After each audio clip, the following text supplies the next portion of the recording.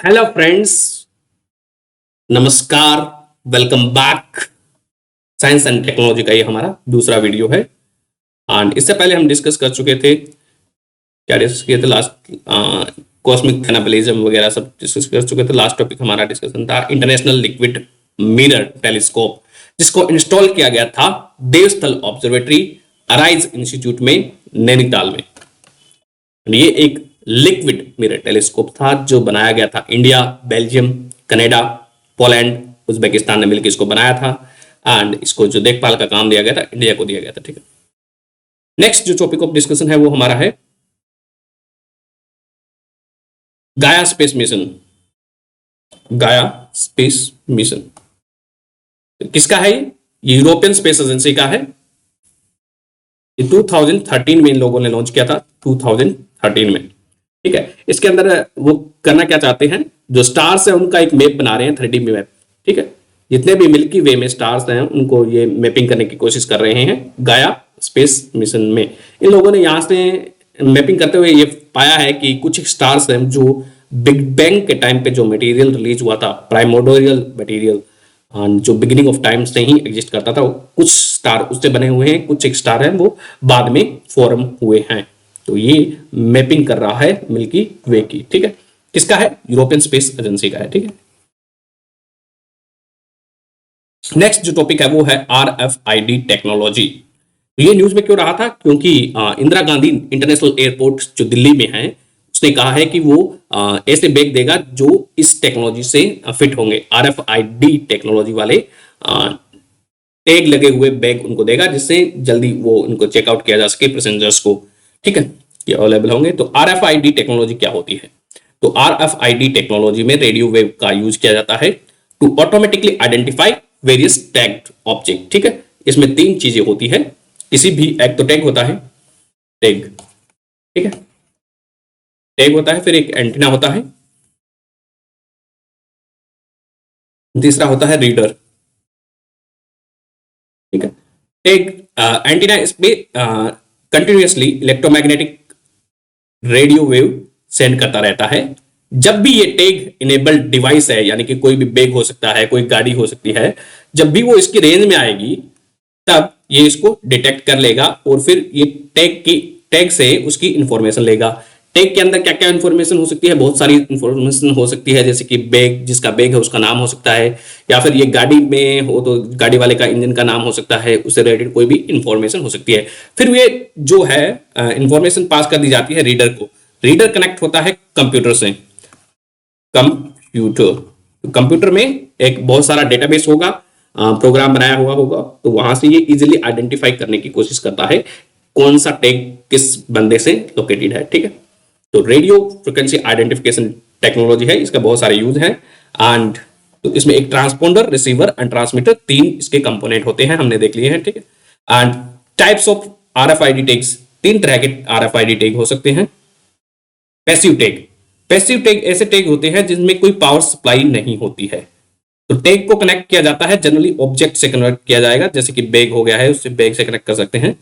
Then इसका passive tag में इनका कोई अपना पावर सोर्स नहीं होगा टैग। ठीक है, सेमी पैसिव टैग में इसमें क्या होगा? It comprises of a internal circuit होगा जिसका अपना पावर सोर्स होगा। ठीक है, परंतु जब ये डेटा सेंड करेगा ना, जब टैग इस एंटीना को डेटा सेंड कर रहा है, तो उसके लिए वो एंटीना से इमिट होने वाली रेडियो वेव का यूज करता है। तो उस रेडियो वेव की एनर्जी से उसको ट्रांसमिट करेगा।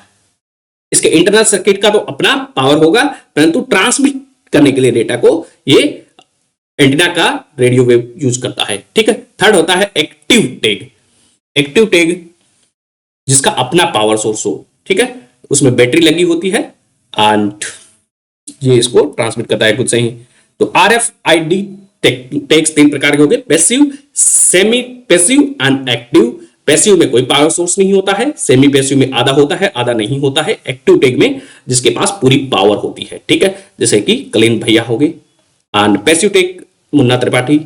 सेमी पैसिव में ये बीच वाले वो था ना, एक बोल गया। नेक्स्ट इसमें हम देखते हैं सिग्निफिकेंस क्या है इसका, आरएफआईडी टेक्नोलॉजी का बारकोड्स के साथ में क्या सिग्निफिकेंस है। बारकोड्स क्या होते हैं? बारकोड्स लाइनें होती है, सिंगल डायमेंशन में लाइनें ड्रा की जाती है, जिसमें यूनिट वेरिंग विड्थ की ये लाइनें होती है।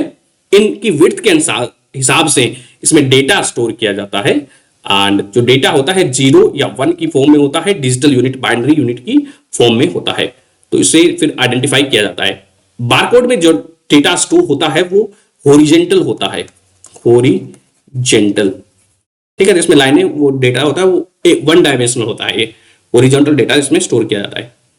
तो बारकोड यूजेस लाइट का यूज करता है, जबकि रेडियो फ्रिक्वेंसी बारकोड में लाइट का यूज किया जाता है, या फिर वो लेजर का भी यूज कर सकता है बारकोड, एंड जबकि आरएफआईडी है वो रेडियो वेव्स का यूज कर रहा है। तो barcodes are uses the light to read the black and white pattern. तो ये इसमें लाइन बनी होती है, ब्लैक कलर की लाइन बनी होती है, वेरिंग थिकनेस होती है लाइंस की, एंड इसके बीच में जो व्हाइट स्पेस होता है, तो ब्लैक एंड व्हाइट हो गया, पैटर्न होता है इस पे, एंड ये जनरली प्रिंट किया जाता है, बुक्स पे होता है। जैसे कि बुक आप लाइब्रेरी से बुक इशू कराते हैं तो वो टैग बारकोड वाला होता है। देन बारकोड्स आर सिंपल होते हैं and very easy to copy हो सकते हैं, एंड ये जब प्रिंट किए जाते हैं किसी बुक्स वगैरह पे, तो ये कुछ समय के बाद धुंधले हो जाते हैं, तो इनका वियर एंड टियर होता है।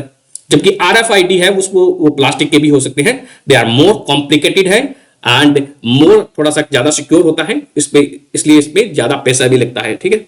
तो आरएफआईडी टैग्स होते हैं, they are expensive compare to bar tags, and जो एक बार टैग्स है वो स्कैन एक बार रीडर होता है इसका, that can scan multiple item simultaneously. RFID वाला होता है वो स्कैन कर सकता है, परंतु बारकोड्स हैं वो एक एक करके ही स्कैन किए जाते हैं, 1 by 1 स्कैन होते हैं, जबकि आरएफआईडी है वो बहुत सारे स्कैन किए जा सकते हैं। एंड बारकोड्स को स्कैन करने के लिए लाइन ऑफ साइट में उसका आना बहुत जरूरी होता है, जबकि आरएफआईडी टैग है उसका फ्रीक्वेंसी रेंज में होना जरूरी होता है, एंड लाइन ऑफ साइट की जरूरी नहीं होता है, ठीक है। लाइन ऑफ साइट उसके लिए, आरएफआईडी के लिए जरूरी नहीं होता है, does not have any limitation on line of site, ठीक है। यानी कि इसमें सीधा वो तो टेढ़ा होगा तो भी चल जाएगा, कोई भी यहां से टैग रीडर है तो उसके पास टेढ़ा ऑब्जेक्ट रखा, किसी तरह से बैग रखा हुआ है, ऐसे रखा हुआ है, ऐसे रखा हुआ है, हॉरिजॉन्टल वर्टिकल, तो उससे स्कैन कर लेगा वो। जबकि उसके लिए उसमें सीध में आना पड़ेगा, तो जहां से लेजर पड़ेगी उसकी सीध में आएगा, तभी बारकोड, वो उसको लाइन ऑफ साइट बोलेंगे, ठीक है। देन ड्रॉबैक्स क्या क्या है आरएफआईडी टेक्नोलॉजी के? इनिशियल कॉस्ट इसकी हाई होती है, एंड इसमें ये मेटल और वाटर को डिटेक्ट करने में थोड़ी प्रॉब्लम होती है इसको, आरएफआईडी को, रेडियो फ्रिक्वेंसी आइडेंटिफिकेशन टेक्नोलॉजी को डिटेक्ट करने में। एंड इसमें 2-3 टैग एक साथ आ जाएं तो उसके बीच में कोलिजन भी हो सकता है, जिसके कारण क्या है, सिग्नल थोड़ा डिस्टोर्ट हो जाता है, तो मल्टीपल सिग्नल से ये टैग आ सकता है। देन अनऑथराइज्ड डिवाइस है वो, इसको हम ह्यूमंस तो पढ़ नहीं पाएंगे आरएफआईडी को। देन अनऑथराइज्ड डिवाइस है उसको डेटा को चेंज भी कर सकती है, आरएफआईडी का जो डेटा है वो उसमें चेंज किया जा सकता है, टैग का डेटा है वो चेंज किया जा सकता है, और इसमें हैकर चाहे तो इसमें मालसियस मालवेयर इसमें स्टोर कर सकते हैं। तो फिर जब हम स्कैन करेंगे उसको तो उससे क्या है, हमारा जो सिस्टम है उस पर क्रिपलिंग हो जाएगा, हैकिंग हो जाएगी ना, cyber security threat will be the problem.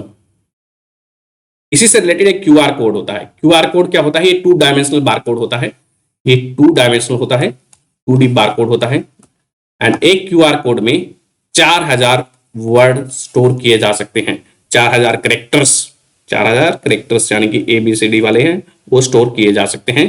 And तो अभी एक इंडियन ड्रग प्राइसिंग अथॉरिटी है, उसने बोला है कि जो टॉप 300 ड्रग्स हैं, टॉप 300 ब्रांड्स की जो ड्रग्स हैं, दवाइयां हैं, उन पे ये मैंडेटरी होगा क्यूआर कोड लगाना, ताकि उनको आइडेंटिफाई किया जा सके क्यूआर कोड के माध्यम से इजीली, ठीक है। तो QR code is a 2 dimensional version of barcode होता है। क्यूआर कोड की, क्यूआर का मतलब क्या होता है? क्विक रिस्पॉन्स, क्यूआर का मतलब होता है क्विक रिस्पॉन्स, ठीक है। Data stored in A QR code can include website हो सकती है, यूआरएल, फोन नंबर हो सकता है, और अप टू 4000 कैरेक्टर और text can be stored in QR code, ठीक है। बट अगेन वही रिस्क रहेगा कि इसके डेटा को हैकर्स मॉडिफाई कर सकते हैं, ह्यूमंस इसको पढ़ नहीं पाते हैं क्यूआर कोड को, एंड तो इसलिए इसमें यदि कुछ चेंज भी कर दिया जाए तो हमें पता नहीं लगेगा, ठीक है, जब तक हम इसको देख नहीं पाएंगे। तो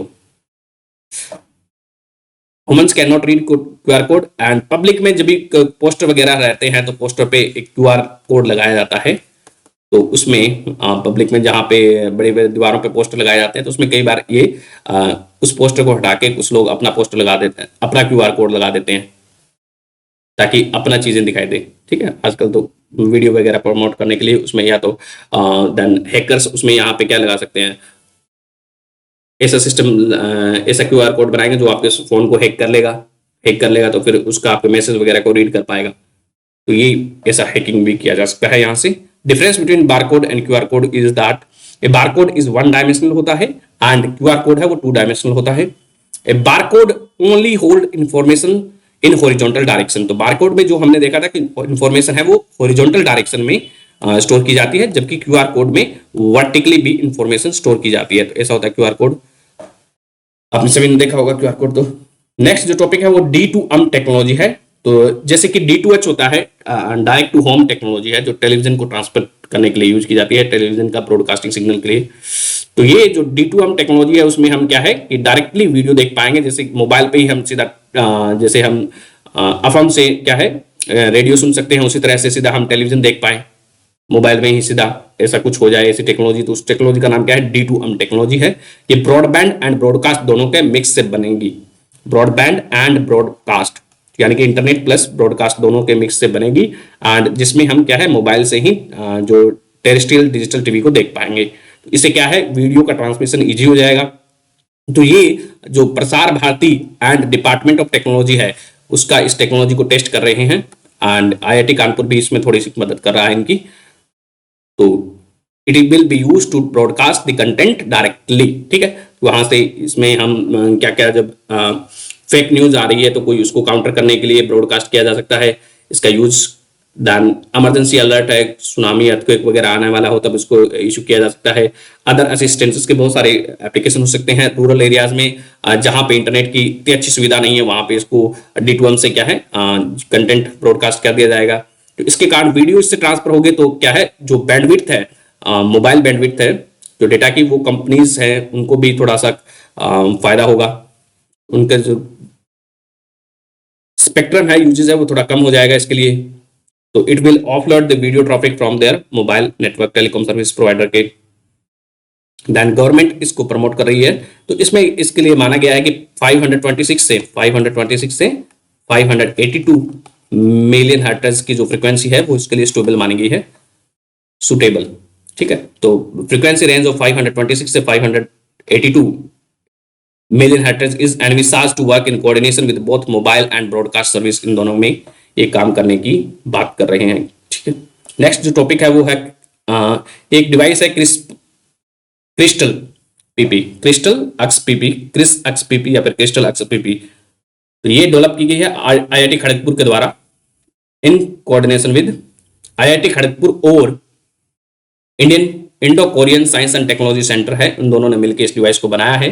एंड इस डिवाइस का काम क्या है, इस डिवाइस में वो लोग क्या है जो मटेरियल्स होते हैं, क्रिस्टल्स होते हैं, उनकी बहुत सारी प्रॉपर्टीज होती हैं, जैसे कि मैग्नेटिक प्रॉपर्टी है, इलास्टिक प्रॉपर्टी है, उनको इजीली आइडेंटिफाई कर पाएंगे इस सिस्टम से। And it is based upon machine learning पे बेस्ड ये सिस्टम बनाया गया है। एंड इसके कारण क्या है बहुत जल्दी टेस्टिंग हो जाएगी, जिसके कारण मास लेवल पे क्रिस्टल्स की टेस्टिंग कर पाएंगे हम लोग। तो ये जो क्रिस डिवाइस बनाई गई है ये इसके द्वारा बनाई गई है IIT Kharagpur and Indo Korean science and technology centre के द्वारा बनाई गई है, जो कि मशीन लर्निंग सिस्टम यानी कि आर्टिफिशियल इंटेलिजेंस पे बेस्ड है। एंड तो ये जो मास स्केलिंग होगी उसको इजी बनाएगी, मास टेस्टिंग को इजीली बना देगी क्रिस्टल्स की। तो मशीन लर्निंग क्या होती है, machine learning is a type of artificial intelligence होती है, जो हम देख चुके हैं पिछले लेक्चर में, that allow software application to become more accurate and predict the outcome without being explicitly programmed. यानी कि मशीन है उनमें बिना प्रोग्रामिंग किए वो अपने पास्ट एक्सपीरियंस से खुद सीख के कुछ अलग प्रेडिक्ट करे, तो उसको बोलते हैं मशीन लर्निंग, ठीक है। It is a subset of artificial intelligence and machine learning का ही एक कंपोनेंट होता है क्या, ANN, आर्टिफिशियल न्यूरल नेटवर्क।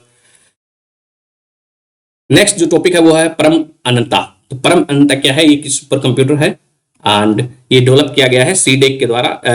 इसको इंस्टॉल किया गया है सीडेक ने कहाँ पे इंस्टॉल किया है, परमअंता को आईआईटी गांधीनगर में इंस्टॉल किया है एंड इसको नेशनल सुपर कंप्यूटिंग मिशन के अंदर इंस्टॉल किया गया है। इसकी जो कैपेसिटी है 838 टेराफ्लॉप्स है। नहीं, याद रखने की जरूरत नहीं है। सुपर कंप्यूटर क्या होते हैं, ऐसे कंप्यूटर जिनकी कंप्यूटिंग पावर जो कि नॉर्मल कंप्यूटर से बहुत ज्यादा तेज हो। एंड कंप्यूटर ऑपरेशन को मेजर किया जाता है किसमें, फ्लॉप्स में मेजर किया जाता है। सुपर कंप्यूटर का जो प्रोसेसिंग स्पीड को किसमें हम मेजर करते हैं, उसको मेजर करते हैं पेटाफ्लॉप्स में। तो सुपर कंप्यूटिंग की कैपेसिटी को मेजर किया जाता है पेटाफ्लॉप्स और पी फ्लॉप्स में। नॉर्मल कंप्यूटर की फ्लॉप्स में। फ्लॉप्स क्या होते हैं, फ्लोटिंग ऑपरेशन पर सेकंड, ठीक है, फ्लोटिंग पॉइंट ऑपरेशन पर सेकंड। एंड जो पेटाफ्लॉप क्या हो जाएगा, ये क्वाड्रिलियन फ्लोटिंग पॉइंट ऑपरेशन पर सेकंड हो जाएगा। उसको क्या बोलते हैं, पेटाफ्लॉप बोलते हैं, क्वाड्रिलियन फ्लोटिंग पॉइंट ऑपरेशन पर सेकंड, ठीक है। एंड सुपर कंप्यूटर और कंप्यूटर में नॉर्मल कंप्यूटर में फर्क किसी बात का होता है, उनकी कंप्यूटिंग पावर का ही डिफरेंस होता है, ठीक है। वो ज्यादा फास्ट होगा ना, सुपर कंप्यूटर बहुत बड़े बड़े काम कर देगा, बहुत सारे एप्लीकेशन हो सकते हैं इसके, दैन वेदर फोरकास्टिंग वगैरह में बहुत सारा एप्लीकेशन है। तो सबसे फास्ट सुपर कंप्यूटर कौन सा है, फ्रंटियर सुपर कंप्यूटर है। ये किसका है, यूनाइटेड स्टेट्स ऑफ अमेरिका का है। फ्रंटियर सुपर कंप्यूटर यूएसए का है, जो कि सबसे फास्ट है अभी आज की डेट में। इसकी जो कैपेसिटी है वो कितनी है, स्पीड कितनी है, 1.1 एक्जाफ्लॉप्स है इसकी। सेकंड नंबर पे आता है फुगाकू। पहले फुगाकू था, अभी फ्रंटियर हो गया है। तो सबसे पहले नंबर पे फ्रंटियर है, यूएसए का है। दूसरे पे है फुगाकू, जापान का है। तीसरे पे आईबीएम का आता है। आईबीएम का तीसरा सुपर कंप्यूटर कौन सा है, समिट है। एंड चौथे नंबर पे आता है चाइना का सनवे टाइहुलाइट। सनवे टाइहुलाइट ये किसका है, ये चाइना का है। एंड इंडिया के भी बहुत सारे हैं। तो आईआईएससी बेंगलुरु ने डेवलप किया है, एक इंस्टॉल किया गया है आईआईएससी बेंगलुरु में एक सुपर कंप्यूटर इंस्टॉल किया गया है जिसका नाम क्या है, परम परवेगा।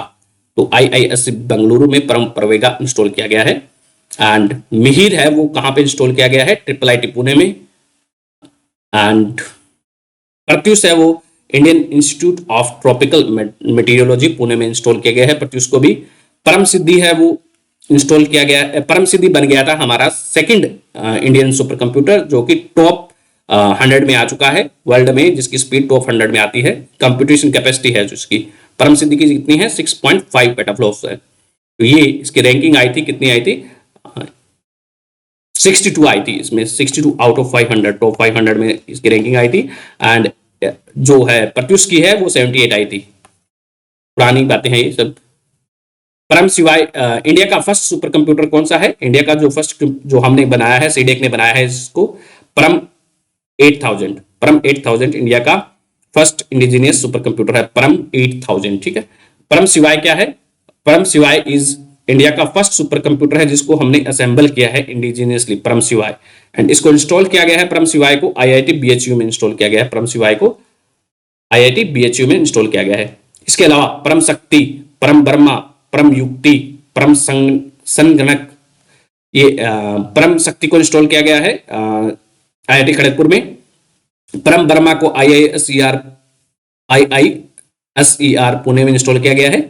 देन संगणक को, परम संगणक को हिंदी में, कंप्यूटर को संगणक बोलते हैं हिंदी में, तो इसको आईआईटी कानपुर में इंस्टॉल किया गया है।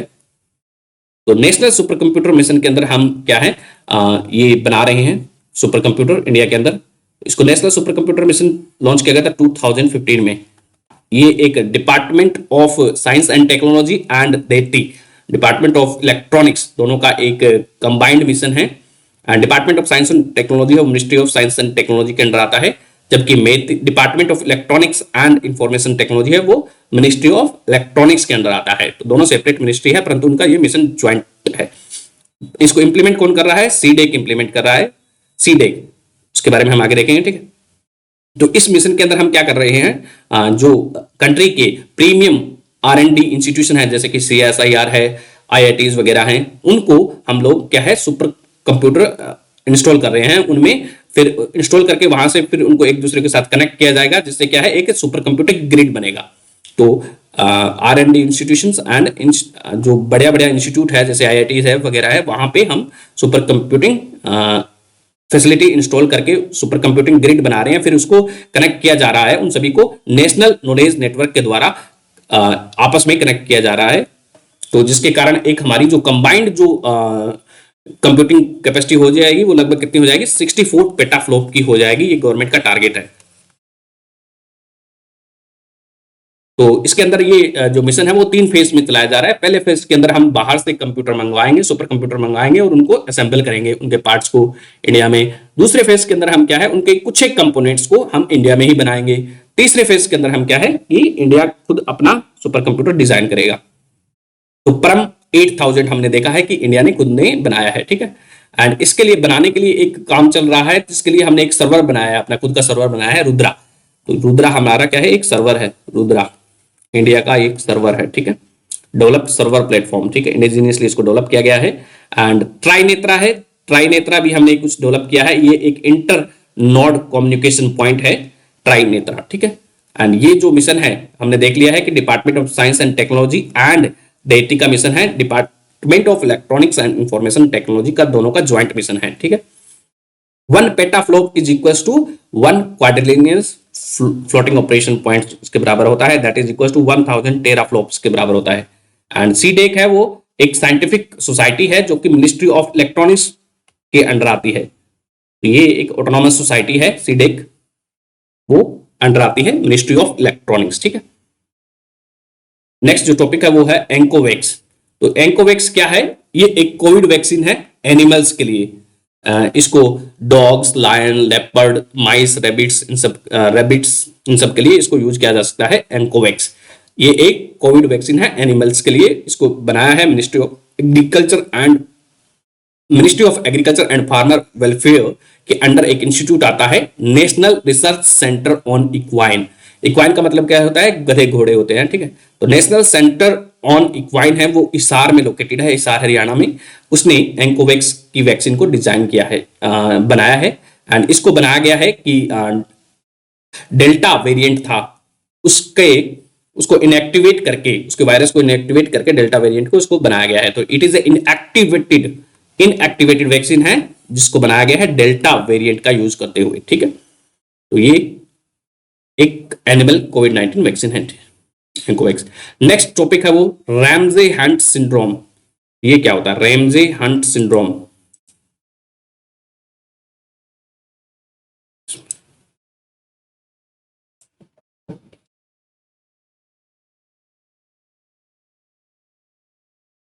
रैमजे हंट सिंड्रोम ने हंट कर लिया था जस्टिन बीबर, यानी कि ये सिंड्रोम हो गया है जस्टिन बीबर को, जो कि एक पॉप गायक है। इसका बीमारी का दूसरा नाम है हर्प्स जोस्टर ऑर्टिकस। हर्प्स जोस्टर ऑर्टिकस इसका दूसरा नाम है इस बीमारी का, रैमजे हंट सिंड्रोम का। एंड ये एक वायरल इन्फेक्शन है, पहली बात ये एक वायरल इन्फेक्शन है, ठीक है, जो इन्फेक्ट करता है हमारे शरीर के अंदर 12 क्रेनियल नर्व्स होती हैं, 12 क्रेनियल नर्व, उनको इन्फेक्ट करता है। उनमें से एक को इसने इन्फेक्ट किया है। जिसको इन्फेक्ट किया है उसका नाम क्या है, जेनिकुलेट गैंग्लियन, जो 7th क्रेनियल नर्व्स होती है हमारी फेस की, उसको इसने इन्फेक्ट किया है इस वायरस ने। एंड ये वायरस है वो हर्प्स फैमिली का एक वायरस है।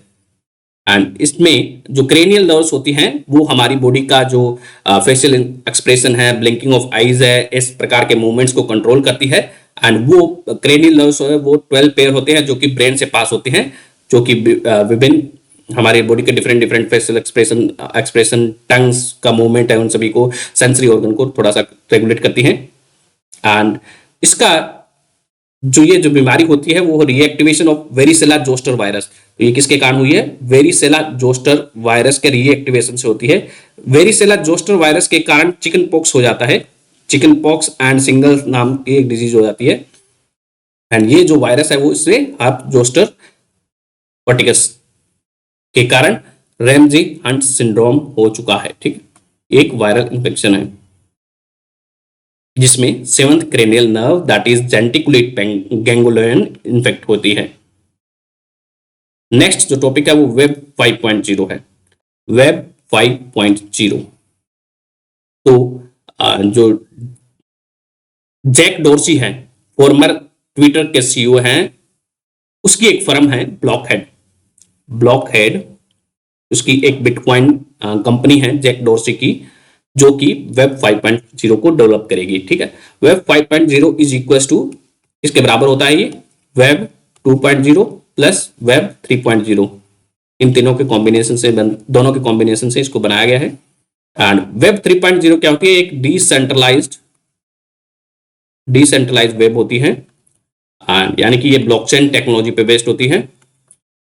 ब्लॉकचेन, तो ये जो वेब 3.0 है वो ब्लॉकचेन पे बेस्ड है।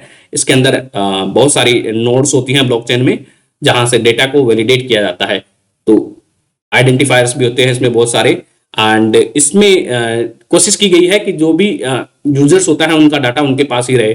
जैसे कि कोई भी वीडियो बना के यूट्यूब पे अपलोड कर रहा है तो वो वीडियो यूट्यूब का हो जाता है। कोई भी सेल्फी लेके इंस्टाग्राम पे अपलोड कर रहा है तो वो सेल्फी किसकी हो जाती है? इंस्टाग्राम की होती है। इंस्टाग्राम फिर इसको यूज करता है, प्रोसेस करता है, उसका जितनी भी इंफॉर्मेशन होती है उस सब कुछ को, वीडियो वगैरह को, तो वो उस कंपनी का हो जाता है। परंतु अभी इसमें वेब 3.0 और आगे ऑन लेटर ऑन वेब 5.0 जब डेवलप होगा तब उनमें जो डेटा है वो यूजर्स का ही रहेगा, उनके पास ही रहेगा, उनके पास ही पावर रहेगी। तो वेब 1.0 वेब, पहले ये देख लेते हैं WW वेब क्या होते हैं, world wide web.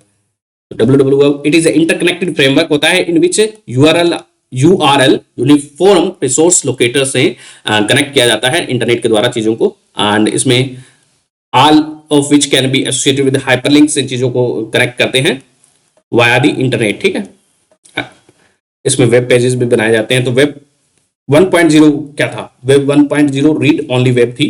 Read only web थी, यानी कि जैसे कि नोटिस बोर्ड पे किसी ने चिपका दिया तो उसको हम क्या है कि रीड पढ़ना ही है, वो रीड ओनली वेब थी।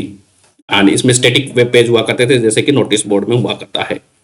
देन वेब 2.0 क्या है? जो हम करंटली यूज कर रहे हैं वो वेब 2.0 है, उसको सोशल वेब बोलते हैं। तो यहाँ पे इसमें क्या है, हम रीड एंड राइट भी कर सकते हैं। रीड कर सकते हैं, राइट कर सकते हैं। राइट मतलब फिर हम कमेंट कर सकते हैं, किसी ने पोस्ट किया है तो उस पर हम कमेंट कर सकते हैं, उसको फॉरवर्ड कर सकते हैं, शेयर कर सकते हैं। तो ये क्या है, इस तरह से एक सोशल वेब बन जाती है वो। तो वेब 2.0 क्या है? एक सोशल वेब है। पहला वेब 1.0 क्या है? रीड ओनली इंटरनेट है। वेब 2.0 सोशल वेब है। वेब 3.0 होगी, वो क्या होगी? वो सिमेंटिक वेब होगी, यानी कि ये आने वाले टाइम में डेवलप हो रही है ये। एंड ये रीड राइट एंड एग्जीक्यूट भी कर पाएंगे, यूजर्स अपना खुद का प्रोग्राम बना पाएंगे। एंड तो ये ब्लॉकचेन टेक्नोलॉजी पे बेस्ड होगी। वेब 3.0 वो डिसेंट्रलाइज्ड होगी, ब्लॉकचेन टेक्नोलॉजी पे बेस्ड होगी। It will be driven by artificial intelligence and machine learning के द्वारा इसको ड्राइव किया जाएगा, where machine will interpret the information like humans. तो मशीन्स अपने आप इंटरप्ट करके लर्न करेगी चीजों को। इट एम टू प्रोवाइड, जो वेब 3.0 है ये it aim to provide single consistent platform way to manage data across the system. And यहाँ पे जब भी जो हमारा डेटा है वो कंपनीज उसको रखती है, तो कंपनी का अपना हिडन इंटरेस्ट होता है, तो उससे लेकर जो डेटा को यूजर्स को कंट्रोल में लाना है, तो उसी के लिए इसको डेवलप की गई है। तो जहां पे यूजर्स अपना डेटा खुद ऑन कर सकें वेब 3.0 में। एंड वेब 4.0 है, उसको बोला जाता है सिम्बायोटिक वेब, और मोबाइल वेब भी बोला जाता है इसको सिम्बायोटिक वेब, जहां पे ह्यूमंस एंड वेब दोनों एक दूसरे के साथ, ह्यूमंस एंड कंप्यूटर्स हैं दोनों एक दूसरे के साथ सिम्बायोसिस में रहें। ठीक है, तो वेब 5.0 है वो एक एक्स्ट्रा डिसेंट्रलाइज्ड वेब होगी। वेब 3.0 में जो भी डिफेक्ट आएगा, वेब 4.0 है जो कि मोबाइल वेब है, सिम्बायोटिक वेब है, इस पे अभी कोई क्लियर अंडरस्टैंडिंग नहीं आई है कि ये किस तरह से इवॉल्व होगा, तो इस पे ज्यादा हमें पता भी नहीं है। एंड वेब 5.0 है तो वो क्या होगी? एक्स्ट्रा डिसेंट्रलाइज्ड वेब होगी। जो भी डिफेक्ट्स होगा इसमें वेब 3.0 में, उसको ये क्लियर करेगी, उसको इंप्रूव करेगी, एंड जो यूजर्स को एक्चुअली उनके कंट्रोल में लेके आएगी उनके डेटा को।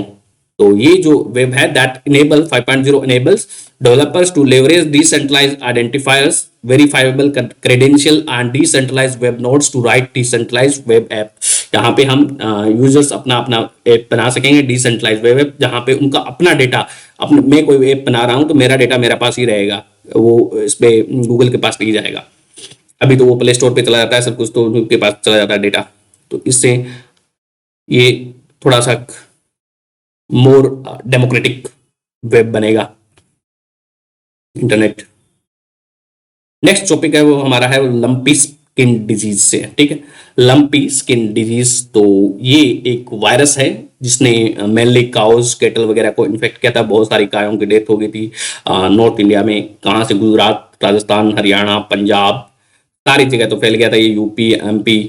ये वायरस है जो एक वायरल डिजीज है, ये LSD is a viral disease है। एंड इसका वायरस है वो कैप्री पॉक्स वायरस फैमिली को बिलोंग करता है, कैप्री पॉक्स वायरस फैमिली को। एंड ये जो वायरस है वो इफेक्ट करता है केटल को, वाटर बफेलो को, क्लोजली रिलेटेड वाइल्ड लाइफ को भी इफेक्ट करता है। एंड इसने जो इंडिजीनियस काउ है उसको ज्यादा इफेक्ट किया था। जो बाहर की काउ है जैसे कि होलिस्टीन है, फ्रैंक होलिस्टीन है वगैरह है, जर्सी है, उनको कम इफेक्ट किया था, उनकी डेथ नहीं हुई थी। इंडिजीनियस काउ है जैसे कि राठी है, साहिवाल है, उनकी ज्यादा डेथ हुई थी। The other two species of virus है जो इसी फैमिली से बिलोंग करते हैं, वो है sheep pox and goat pox virus है। Sheep pox, goat pox and LSD virus यानी कि लंपी स्किन डिजीज वायरस है, तीनों एक ही फैमिली से बिलोंग करते हैं एंड एक ही स्पीसीज, टू सेम वायरस की स्पीसीज है। एंड ये जो वायरस है लंपी स्किन वायरस है वो ह्यूमन को इफेक्ट नहीं करता है, does not effect humans. And जो एनिमल टू ह्यूमन ट्रांसफर भी अभी उसका डिटेक्ट नहीं किया गया था। परंतु हाउ इट, ये वायरस स्प्रेड कैसे होता है, it virus can be spread from animal to animal via contaminated feed और इन्फेक्टेड एनिमल, या फिर ये ब्लड सकिंग इंसेक्ट उसको स्प्रेड कर सकते हैं। यानी कि इस वायरस में क्या होता है कि गाय के शरीर पे बहुत सारे फोड़े वगैरह निकलने शुरू हो जाते हैं, बड़े बड़े फोड़े से निकलने शुरू हो जाते हैं, नोड्यूल्स बोलते हैं जिनको। फिर वो नोड्यूल्स हैं वो उनमें खून जम जाता है, दैन फिर वो कुछ समय के बाद बर्स्ट हो जाता है। तो बर्स्ट हो जाता है तो उस पर बॉडी पे लाल लाल खून पूरा दिखाई देता है, तो बहुत ही गंदी सी हालत हो जाती है। एंड इसकी आईज से, काउस की आईज से पानी निकलता है बहुत सारा, माउथ से भी बहुत सारा पानी निकलता है, जिसके कारण उनको ईट करने में दिक्कत होती है, जिसके कारण उनका खाना छूट जाता है। तो खाना छूट जाता है तो फिर उसमें जो भी काउ मिल्क देती है तो मिल्क देना बंद कर देती है, मिल्क देना बंद कर देगी। और उससे जो भी बच्चा हो, यदि प्रेग्नेंट हो काउ तो वो मर भी जाती है। तो बहुत सारी कार्य काउ जब खाना छोड़ देगी तो वो अपने आप ही मर गई थी, ठीक है, इन्फेक्शन के कारण। ये जो स्प्रेड होता है वो इन घाव से, इसमें जो घाव हो गए फोड़े के कारण जो फूट जाता है तब घाव होता है, तो इस पे यहाँ पे मक्खियां बैठेगी, मच्छर बैठेंगे, तो वो एक से लेके दूसरी एनिमल पे, दूसरी काउ पे बैठेंगे, तो क्या है उसके कारण वो स्प्रेड करेंगे, ठीक है। इसको पहली बार डिटेक्ट किया गया था जाम्बिया में 1929 में, 1929 में भी ये एपिडेमिक की तरह स्प्रेड हुआ था। एंड अभी इसकी वैक्सीन भी डेवलप हो चुकी है इंडिया में। कौन सी वैक्सीन का नाम क्या है ये आप मेरे को कमेंट में बताओगे, ठीक है।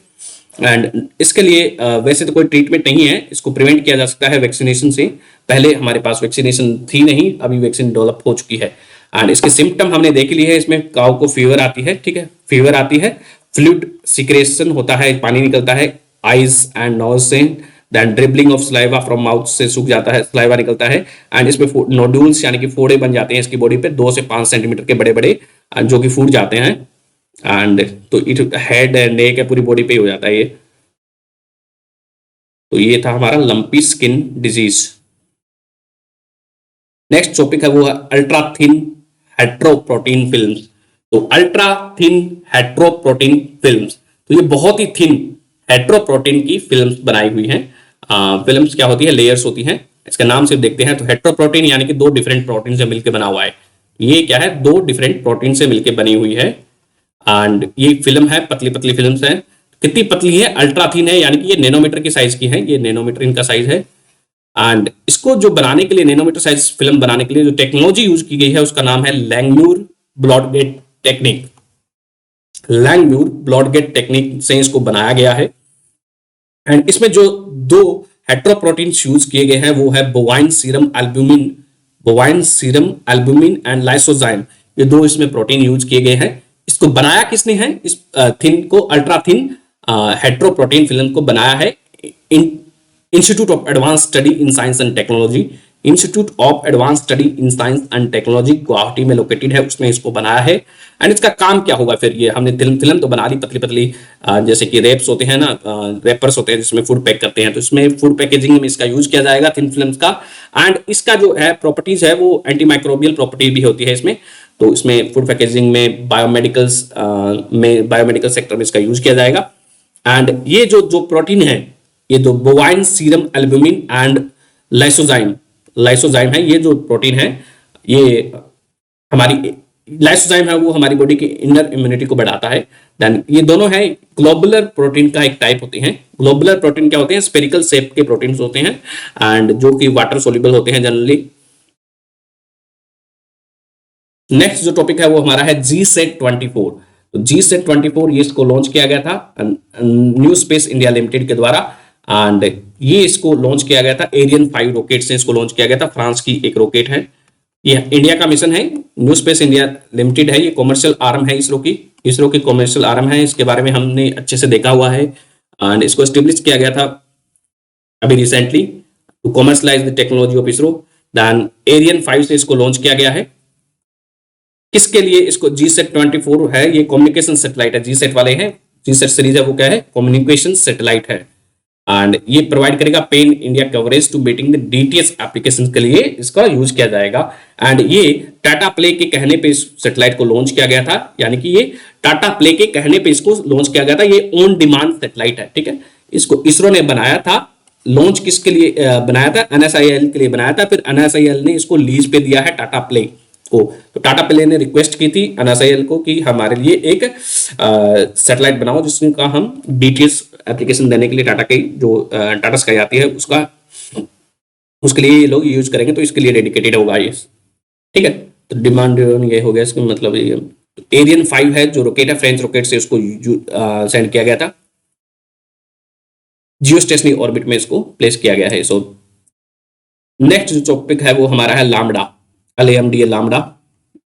लामडा क्या है, ये एक चैटबॉट है, आर्टिफिशियल इंटेलिजेंट, ये AI based artificial intelligent chatbot है जो कि डेवलप किया गया है गूगल के द्वारा। तो ये किसका चैटबॉट है, ये गूगल का है। तो Google has claimed that the artificial intelligence based chatbot, इसकी फुल फॉर्म क्या है, language model for dialogue application.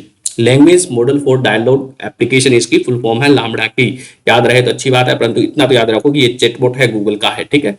And language model for dialogue application इसका नाम है पूरा। एंड इसने इन लोगों ने बोला था कि ये सेंटिनेंट हो गया है। सेंटिनेंट यानी कि ये चीजें फील कर सकता है, जैसे कि चिट्टी बाबू थे जो रोबोट 2 फिल्म आई है या फिर रोबोट 1 में है। चिट्टू बाबू को फिर जो रोबोट होता है उसको प्यार हो जाता है ऐश्वर्या राय से, तो उसी तरह से ये फील कर सकता है चीजों को। गूगल ने कहा है कि वो ऐसा रियल में हो गया है, तो हुआ है या नहीं हुआ है ये तो गूगल बताएगी बाद में, ठीक है। तो इस सीनियर इंजीनियर एट गूगल ने क्लेम किया था ऐसा। तो इसको बनाया गया है ट्रांसफॉर्मर नामक का एक आर्टिफिशियल न्यूरल नेटवर्क है। ट्रांसफॉर्मर नामक का आर्टिफिशियल न्यूरल नेटवर्क है, आर्किटेक्चर है जो कि डेवलप किया गया था गूगल के द्वारा, उसी पे इसको बनाया गया है, ठीक है। तो ये एक neural network capable of deep learning है। तो ये एक चैटबॉट है लामडा, किसका है, गूगल का है। ये सेंटिनेंट बीइंग बन चुका है एंड जो कि चीजों को फील कर सकता है। तो चैटबॉट क्या होते हैं, चैटरबॉट होते हैं जिसका ऑनलाइन चैटिंग के लिए यूज करते हैं लोग। एंड टेक्स्ट टू स्पीच है, जैसे कि इसका एग्जांपल हो गया चैटबॉट का अलेक्सा हो गया, सीरी हो गया, ये सब इसके एग्जांपल हैं। एंड बहुत सारी कंपनीज हैं, कोचिंग इंस्टीट्यूट है, उनके साइट पे इसका यूज किया जाता है चैटबॉट का। कहीं ना कहीं आपने इसका यूज किया होगा।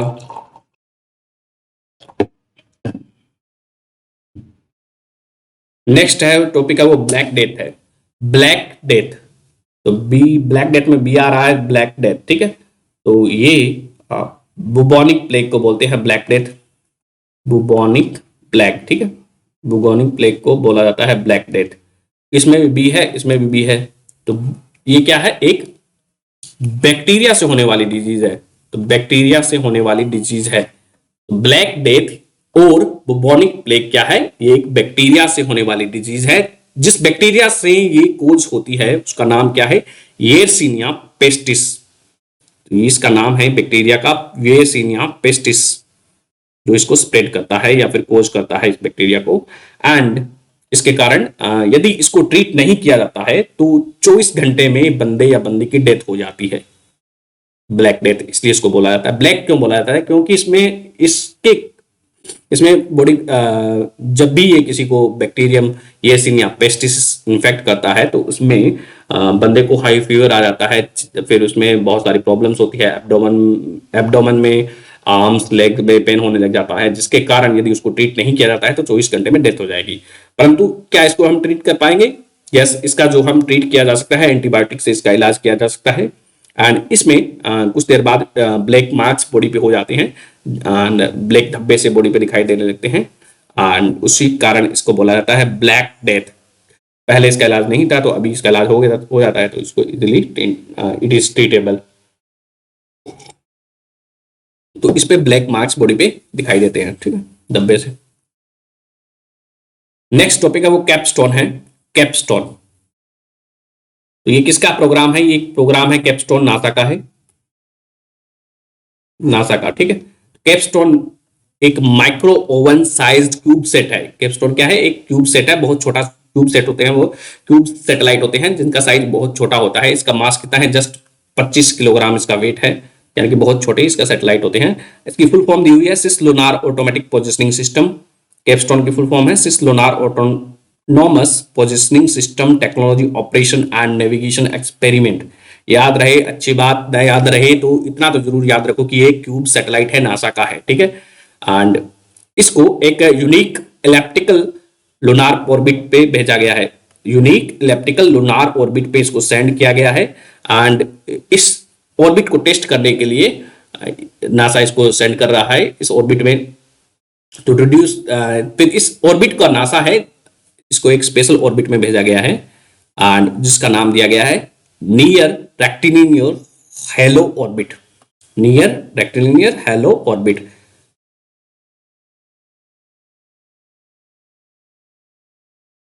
तो उसमें इसको ट्रांसफर किया जाएगा एंड इस ऑर्बिट का खास बात यह है कि इसको नासा अपना आर्टेमिस मिशन है, आर्टेमिस मिशन जो नासा का होगा उसमें एक वुमेन, बहुत सारे लोगों को द्वारा मून पे भेजा जाएगा, जिसमें से वुमेन जो एस्ट्रोनॉट होगी उनको भी आर्टेमिस मिशन में भेजा जाएगा। तो ये फ्यूचर, ताकि नासा की जो फ्यूचर स्पेस फ्लाइट हो वो ज़्यादा सेफ रहे, फ्यूचर स्पेस का जो मेन ऑपरेशन है वो सेफ रहे, उसके लिए इस टेक्नोलॉजी को टेस्ट कर रहे हैं वो लोग एंड उसके लिए वो लोग यूज करेंगे नियर रेक्टिलिनियर हेलो ऑर्बिट, ठीक है। नासा एक गेटवे बना रहा है, गेटवे मतलब फ्यूचर टू गेटवे बोला गया है, जिसको नाम दिया गया है फ्यूचर फॉर गेटवे। एंड उसमें क्या है, नासा मून के आसपास में एक पोस्ट बनाएगा जहां पे जैसे कि इंटरनेशनल स्पेस स्टेशन है वैसे ही पोस्ट बनाएगा, जिससे कि हमारा जो वहां पे एस्ट्रोनॉट रह पाएंगे और रिसर्च कर पाएंगे। वहां से आगे मतलब डीप स्पेस में जाना हो कभी तो हमें वहां से ये उसके लिए वो एक साइट की तरह काम करेगा, लैंडिंग साइट की तरह, एज ए पोर्ट की तरह काम करेगा, ठीक है। तो इसमें ये हमने देख लिया है। तो इसको मून के नॉर्थ पोल, ये जो फ्लाई करेगा फ्रॉम मून के नॉर्थ पोल से 1600 किलोमीटर की हाइट पे होगा और साउथ पोल से लगभग 70,000 किलोमीटर की हाइट पे होगा मून से। तो ये कैपस्टोन नासा का मिशन है, इसमें क्यूब सैटेलाइट लॉन्च किया गया है जिसको एक ऑर्बिट में लॉन्च किया गया है जिसका नाम है नियर रेक्टिलिनियर हेलो ऑर्बिट है, जो कि नासा यूज करेगा आर्टेमिस प्रोग्राम के लिए, ठीक है। इतना ही जानना है। नेक्स्ट जो टॉपिक है वो अभ्यास है। अभ्यास एक high speed expendable area target है।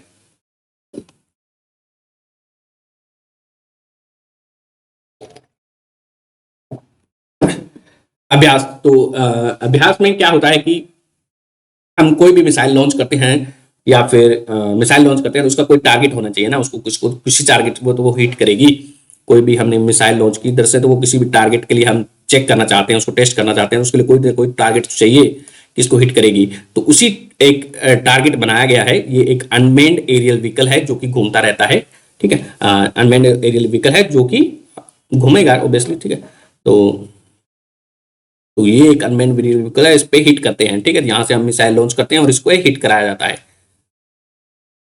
ठीक। इसका नाम दिया गया है अभ्यास। इस पे हम मार मार के अभ्यास कर रहे हैं, ठीक है। तो ये डेवलप किया है डीआरडीओ की एक लैब है, Bengaluru based lab, aeronautical development establishment Bengaluru उसने डेवलप किया है। इसको गैस टरबाइन इंजन पावर करता है। ये एक अनमेन्ड एरियल व्हीकल है जिसपे हम टारगेट को हिट कराने की कोशिश करते हैं। तो ये high speed expendable aerial target है। इसका बहुत बार ये न्यूज में रहा है। एंड ये डिकॉय की तरह भी फंक्शन कर सकता है। देन ये लाइट वेट होता है, रिलायबल होता है, कम पैसे लगते हैं, इसलिए इसका वेरियस मिसाइल को टेस्ट करने के लिए इसका यूज करता है डीआरडीओ। डीआरडीओ ने बनाया है इसको, इसरो ने नहीं बनाया, डीआरडीओ ने बनाया। DRDO, defence research development organisation, ठीक है। नेक्स्ट जो टॉपिक है वो है हेट्रोलोगस बूस्टर वैक्सीन। तो हेट्रोलोगर ये एक बूस्टर वैक्सीन है, हेट्रोलोगस बूस्टर वैक्सीन, ठीक है।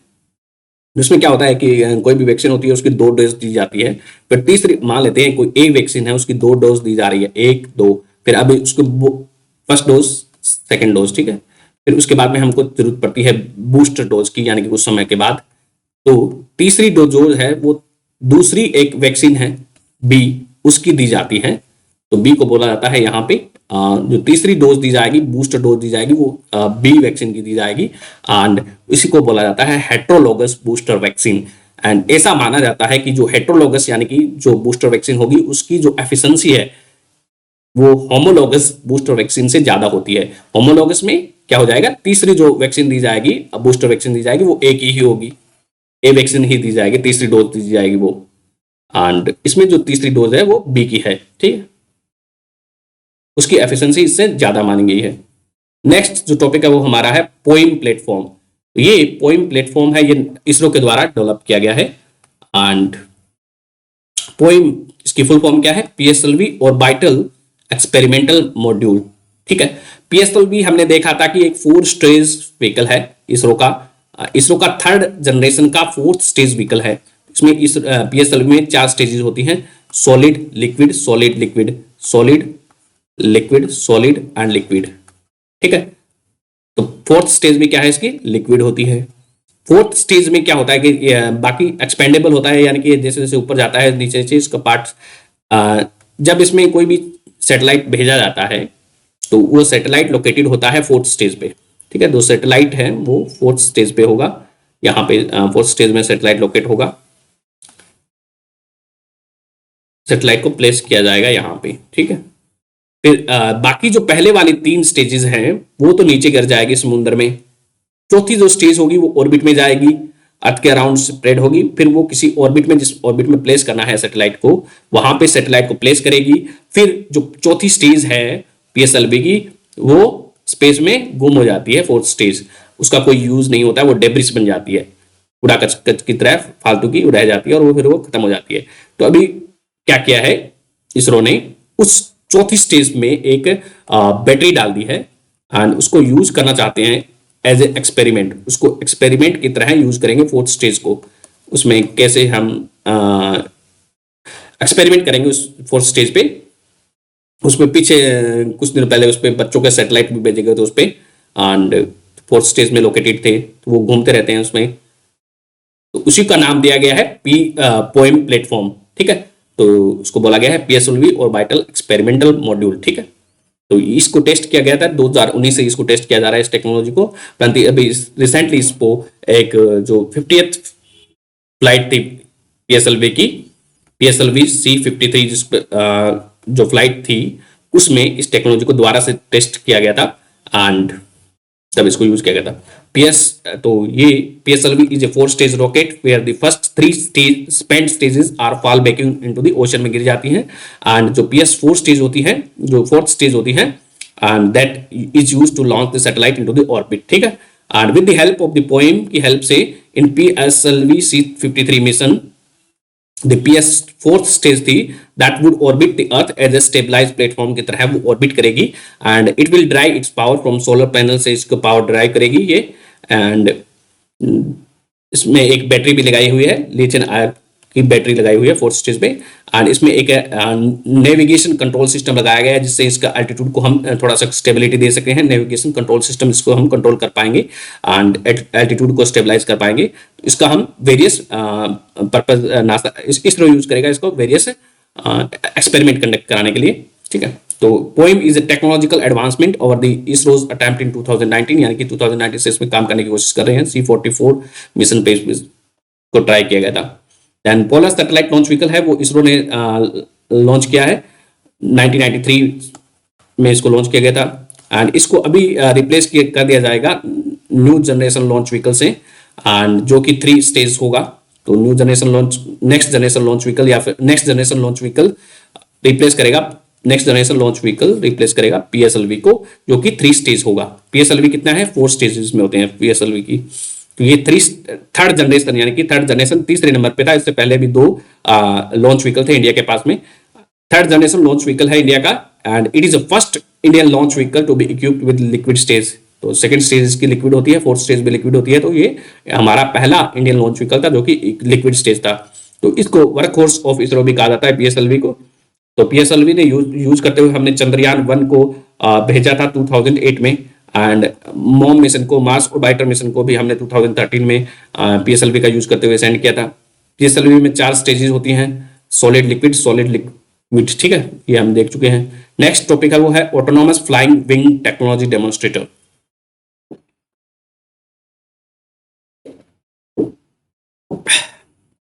Autonomous flying wing technology demonstrator ये क्या है? ये एक अनमेन्ड एरियल व्हीकल है नासा का है, जो कि कॉम्पैक्ट रोल प्ले करेगा, यानी कि ये लड़ाई में, वारफेयर में यूज होने वाला ड्रोन होगा, ठीक है। तो ये अनमेन्ड कॉम्पैक्ट एरियल व्हीकल है, autonomous flying wing technology demonstrator है।